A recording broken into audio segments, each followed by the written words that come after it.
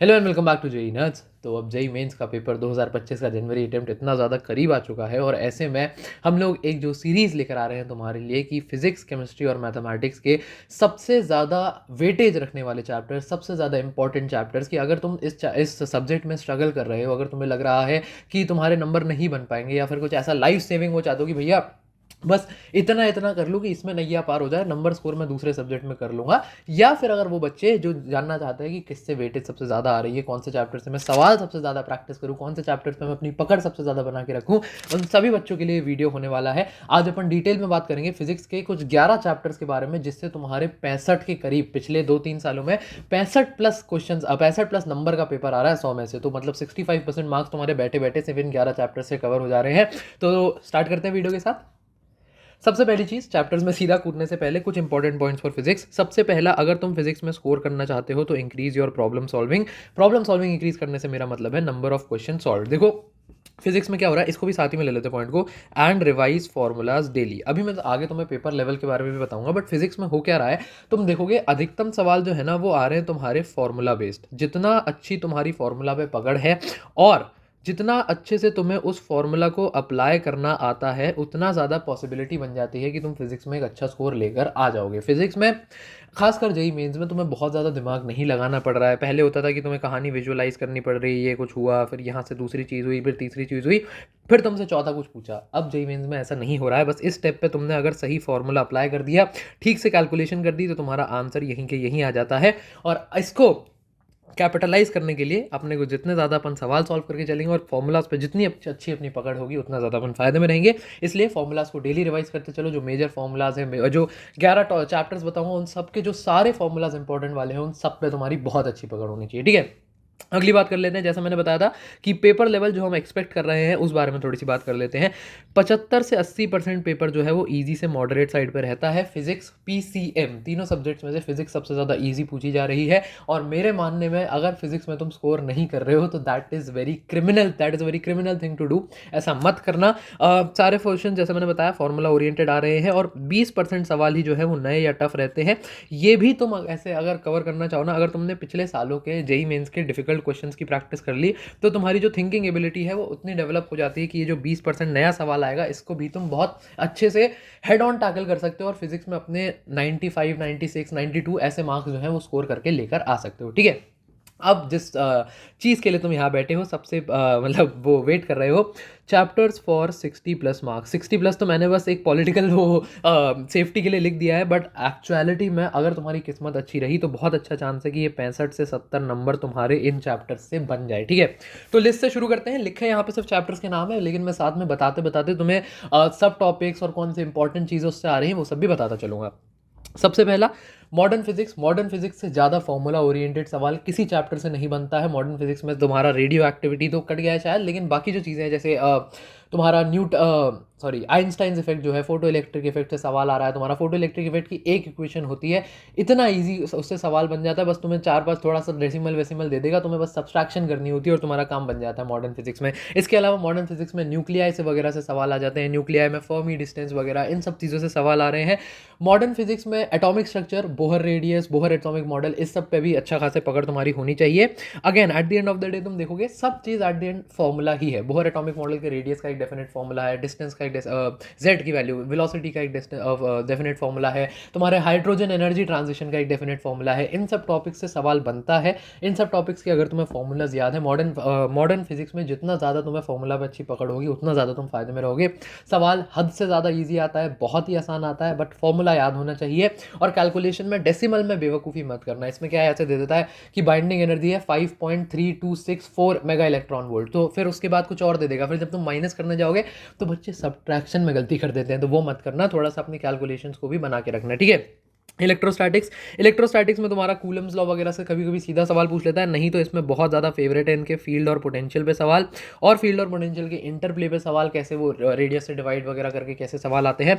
Also electrostatics में तुम्हारे spheres, concurrent spheres with एक दूसरे के अंदर जो है कॉमन सेंटर वाले स्फेयर्स जो है, इन तरीके पे बहुत सवाल पूछता है। तुमसे पूछ लेगा 3 स्फेयर दिए हैं, तुमको 2 का पोटेंशियल दे देगा, तीसरा निकालने बोल देगा, एक की ग्राउंडिंग कर रखी है, तो उस सब में भर भर के सवाल आते हैं। इलेक्ट्रोस्टैटिक्स से तुम मान के चलो कि तुम्हारा एक से दो सवाल पक्का आएगा ही, और मॉडर्न फिजिक्स से 2 से 3 सवाल तुम एक्सपेक्ट कर सकते हो पेपर में बहुत आराम से, ठीक है। करंट इलेक्ट्रिसिटी से तो बहुत ज़्यादा एक तो रेजिस्टेंस वगैरह पे सवाल दिखते हैं, तुम्हारे रो का जो फॉर्मूला है उस पर सवाल, उसके बाद केसीएल और केवीएल पे भर के सवाल पूछ रहा है। जितना समझ सकते हो, जितनी इंपॉर्टेंस इसकी समझ सकते हो उतनी समझ लेना, केसीएल केवीएल के सवाल प्रैक्टिस करके जाना, ठीक है। इसके बाद थर्मोडायनेमिक्स एंड केटीजी मुझे ऐसे ही ये लगता है थोड़ा सा बच्चों को कई बार हल्का सा डिफिकल्ट लगता है, खासकर केटीजी में जो तुम्हारा डिग्रीज ऑफ फ्रीडम वाला पार्ट आ जाता है, एनर्जीज वाला पार्ट आ जाता है। लेकिन इसमें वेलोसिटीज जो है तुम्हारी रूट मीन स्क्वायर वेलोसिटी हो गई, तुम्हारी एवरेज वेलोसिटी, ये सब वेलोसिटीज पे बहुत सवाल पूछ रहा है। थर्मोडायनेमिक्स एंड केटीजी के साथ साथ एक चैप्टर और पढ़ाया जाता है, वो होता है थर्मल एक्सपेंशन एंड थर्मोकेमिस्ट्री। वो यहाँ पे इसलिए नहीं डाला है क्योंकि इसकी डेफिनेट वेटेज नहीं है, लेकिन उसको भी मैं कहूँगा कि तुम अगर पढ़ लो तो उससे एक सवाल आने की पॉसिबिलिटी बनी रहती है, और अगर उस वो पॉसिबिलिटी भी है ना तो उस पर खेलना बहुत, मतलब क्योंकि बहुत ईजी चैप्टर है, बहुत ज़्यादा उसमें दिक्कत होती नहीं है। थोड़े से फॉर्मूला होते हैं एक्सपेंशन के, रिलेटिव एक्सपेंशन का एक formula L plus delta L by L कर लिया, तो वो बहुत इजी चीज़ है, मतलब उसमें बहुत ज़्यादा डिफिकल्टी होती नहीं है। तो जो भी है मेरे हिसाब से थर्मोडायनेमिक्स एंड केटीजी तो पढ़ो ही, इससे इसमें तुम्हारे फर्स्ट लॉ ऑफ थर्मोडायनेमिक्स से भर के सवाल आते हैं, जो एक इक्वेशन है फर्स्ट लॉ ऑफ थर्मोडायनेमिक्स की, उससे बहुत सवाल पूछता है। और तुम्हारा कार्नोट इंजन पे भी बढ़ के बढ़िया सवाल आते हैं, तो कार्नोट इंजन की इंपॉर्टेंस को अंडरमाइन मत करना।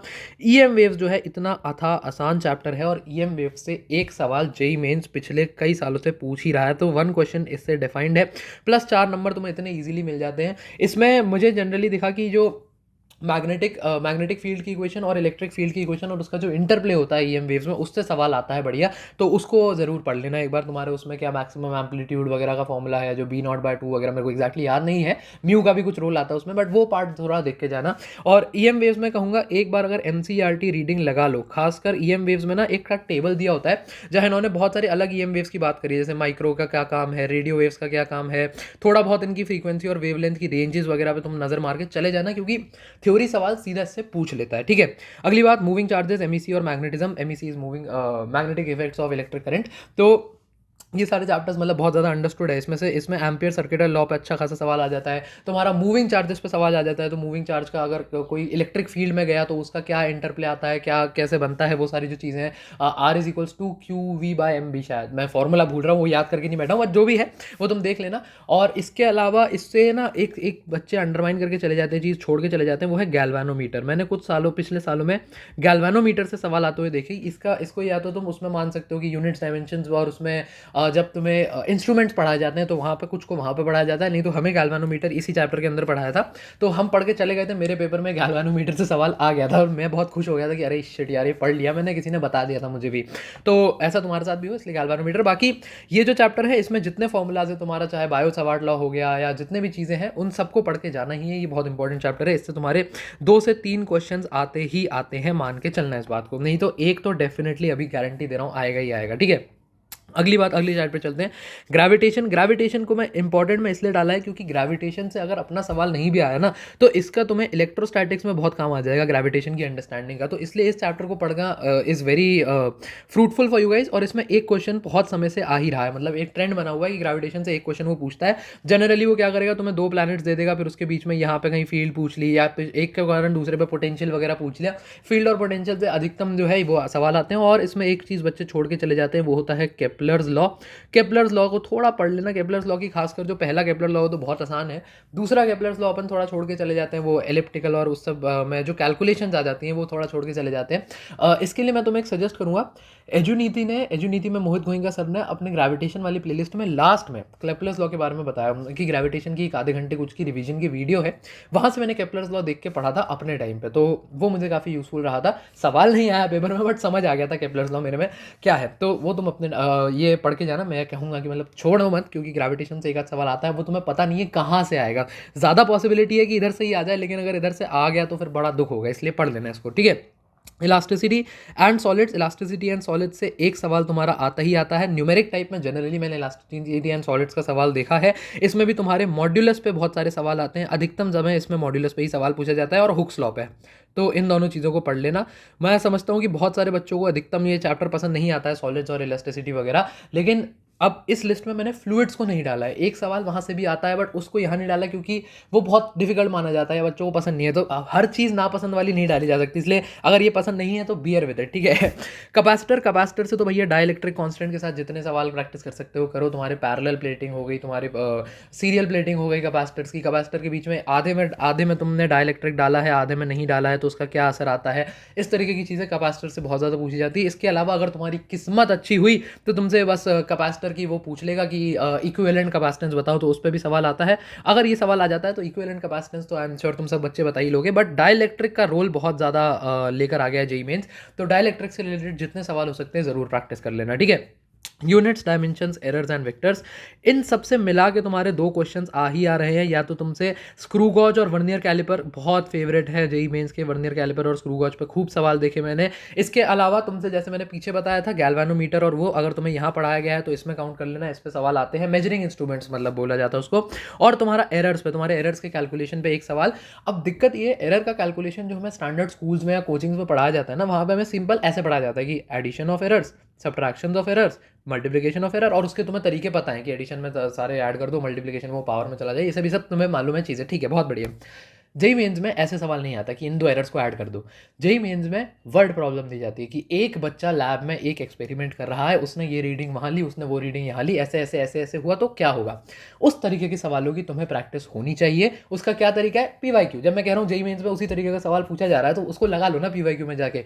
और अगर वो सवाल तुम्हें शुरुआत में नहीं समझ आता, असिस्टेड सॉल्विंग करो। मैं आगे रिसोर्सेज में भी मोहित गोयनका सर का बहुत नाम लेने वाला हूँ, कोई बिल्कुल पेड प्रमोशन नहीं है, वो मुझे नहीं जानते, उन्होंने मुझे कोई पैसे नहीं दिए, बट क्योंकि मेरा फिजिक्स का पेपर जो है उसमें बहुत सारे नंबर उनको क्रेडिट जाता है, तो वही मैं तुम्हें बताने वाला हूँ। उन्होंने पीवाईक्यूज इसके सॉल्व करवाया, जाके उनके साथ सॉल्व कर लेना, ठीक है। इसके बाद एक बहुत इजी चैप्टर काइनेमैटिक्स, यहाँ पे लॉज ऑफ मोशन भी डाल सकते हैं, हालांकि मैंने कहा है कि 11 chapter, but laws of motion से सीधा सवाल नहीं आता, उसके कंसेप्ट वगैरह यूज़ होकर आ जाते हैं। तो लॉज ऑफ मोशन और वर्क पावर एनर्जी पे भी अगर तुम्हारी अच्छी पकड़ है, ये मैंने यहाँ इसलिए अलग से नहीं डाले क्योंकि अगर जो बच्चा है जिससे कुछ भी नहीं हो पा रहा, तो वो उसको मैं नहीं कहूँगा कि तुम लॉज ऑफ मोशन और वर्क पावर एनर्जी कर लो, क्योंकि उसके लिए थोड़ा डिफिकल्ट हो सकता है। बट अगर तुम एक अच्छी खासी पोजीशन में हो तो लॉज ऑफ मोशन और work power energy along with kinematics, जो मैकेनिक्स का शुरुआत वाला पार्ट है 11वीं का, वो सारा तुम कर लेना। इससे तुम्हारे 2 से 3 क्वेश्चन सीधे सीधे, काइनेमैटिक्स से तो आ ही रहा है सवाल, वर्क पावर एनर्जी और लॉज ऑफ मोशन से ना सर्कुलर मोशन पे सवाल आ जाता है कई बार, तो इसको भी करके चले जाना, ठीक है। तो ये हो गए सारे मेरे हिसाब से 11 के 11 मैंने तुम्हें बता दिए चैप्टर्स और उनसे क्या क्या चीज़ें आएंगी। कुछ रिसोर्सेज पे फटाफट बात कर लेते हैं, आई होप तुम्हें ये पहले पता होंगे, मैं पहले भी बता चुका हूँ। एजुनिधि चैनल, मैंने बहुत नाम लिया सर का, अगेन पेड प्रमोशन नहीं है। इनकी चैप्टर वाइज पीवाईक्यू सीरीज देखो, 2025 में कैसा पेपर आएगा उसका बहुत बड़ा एक दर्पण होता है कि 2024 में कैसा पेपर आया था। तो चैप्टर वाइज पीवाईक्यू सीरीज जनवरी 2024 और अप्रैल 2024 की भी है, शायद वो तुम्हें देखना पड़ेगा। इसके अलावा इन्होंने कुछ ना ये time to time highest priority chapters हो गए, अभी मैं कुछ दिन पहले इनका चैनल देख रहा था, उसमें इन्होंने क्या करा है, कुछ 1000 टॉप प्रायोरिटी क्वेश्चंस निकाले हैं जेईई मेंस के लिए। तो इस तरीके के जो रिसोर्सेज हैं, जितना तुम पेपर से पहले जितने पीवाईक्यूज लगा सकते हो फिजिक्स में, जितने फॉर्मूला के एप्लीकेशंस प्रैक्टिस कर सकते हो, उतना ज़्यादा तुम फायदे में रहोगे। तो ये एक बहुत क्रेजी रिसोर्स है तुम्हारे लिए। अगर ये दोनों हो जाते हैं, वैसे मुझे तो नहीं लगता कि बहुत बच्चे यही पूरे कर पाएंगे क्योंकि बहुत सारे सवाल हैं, तो तुम जा सकते हो top 200 questions of JEE main 2023 पे। एक ये चीज़ है, ये बहुत बवाल चीज़ है, ये जरूर कर लेना। 141 थ्योरेटिकल क्वेश्चंस इन्होंने क्या करा था, कंपाइल करके रख लिए थे, 141 थ्योरेटिकल क्वेश्चंस जो जेईई मेंस में आते हैं। अपन क्या करते हैं, फॉर्मूलाज पे, कैलकुलेशंस पे, इन सब पे सवाल प्रैक्टिस कर लेते हैं, लेकिन थ्योरी वाले क्वेश्चंस अपन छोड़ देते हैं। तो ये एक बहुत सही चीज़ है, इसको अगर तुम कर लो, इस वीडियो ये इनका देखना पड़ेगा तुम्हें थोड़ा सा, है ना। इसके अलावा लास्ट के दिनों में एक कंप्लीट 11th और 12th फॉर्मूला रिवीजन का इनका बहुत बड़ा सा लंबा सा एक सीरीज है, 7-8 घंटे में पूरी 2 साल की फिजिक्स खत्म कर देती है। बस वो कुछ नहीं है, फॉर्मूला रिवाइज करा उसमें क्विक, तो लास्ट के दिनों में वो भी तुम रेफर कर सकते हो। इसके अलावा हालांकि मैं इस समय ये सजेस्ट नहीं करूंगा कि तुम कंप्लीट चैप्टर को डिटेल में रिवाइज करो। अगर कोई 11 में से तुम्हारा ये चैप्टर रह गया है तो उसको अगर तुम कवर करना चाहते हो तो या तो मंजिल सीरीज 2022 की या 2024 की, ये दोनों बहुत बढ़िया लगी थी मुझे, यहाँ से कवर कर सकते हो। इसके अलावा लेकिन ये सिर्फ एक्सक्लूसिव नहीं है, अगर तुम्हें लगता है कि तुम्हें किसी और के वन शॉट्स पसंद है, जैसे वेदांतु जेई का चैनल बहुत बढ़िया है, अनअकैडमी जेई के चैनल पर बहुत अच्छे अच्छे लेक्चर्स लिए हुए हैं। इसके अलावा और फिजिक्स के लिए तो कुछ मैंने रेफर करे नहीं थे, लेकिन अगर तुम्हें कहीं से लगता है यहाँ से तुम्हें समझ आ रहा है और चैप्टर तुम्हारा 5 से 6 घंटा मैक्सिमम, ये अपर लिमिट है, 5 से 6 घंटे में कवर हो रहा है, तो वहां से भी तुम बिल्कुल बेशक कवर कर सकते हो, ठीक है।